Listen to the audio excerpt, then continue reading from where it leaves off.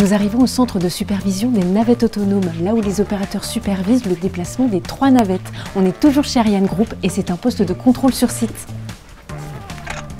Comme vous le voyez sur ce poste de commande, l'opérateur assure en continu le suivi du service et veille à la sécurité des opérations. Alors Christophe, expliquez-nous ce que vous regardez et comment vous réalisez le suivi du service. Alors grâce à ces écrans, j'ai une vue sur les 3 navettes qui sont équipées, elles, de 4 caméras chacune, plus une caméra intérieure qui, en cas de problème, me permet de communiquer avec les passagers. Et auquel cas où la navette serait bloquée, j'ai la possibilité d'envoyer un agent de terrain qui, lui, va pouvoir se déplacer et faire bouger la navette en manuel et la remettre sur le service.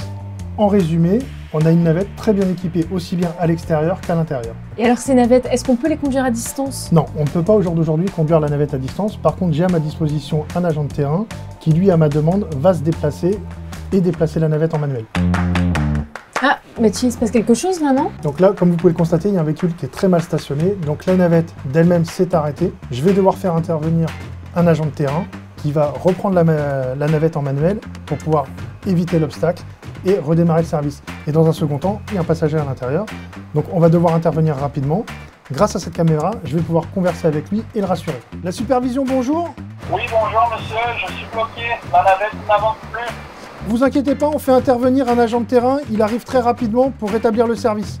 Merci de votre compréhension. Merci à vous. L'agent de terrain vient d'arriver.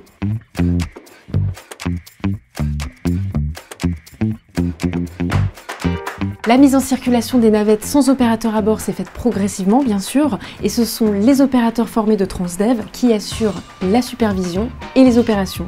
Nicolas Moral, comment on arrive à la navette sans opérateur à bord? La navette autonome, si elle est partagée, permettra d'élargir l'offre de transport à la fois dans le temps et dans l'espace.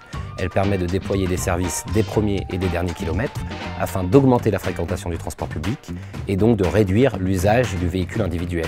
Depuis 2017, Transdev s'est positionné sur quel sera le rôle demain d'un opérateur de transport pour opérer une flotte de véhicules autonomes. Et le but est maintenant d'assurer les mêmes standards de sécurité, d'expérience passager et de qualité de service que nous avons dans nos flottes de véhicules avec des conducteurs. Alors comme vous pouvez le voir, un opérateur peut superviser plusieurs navettes et garantir des déplacements sécurisés.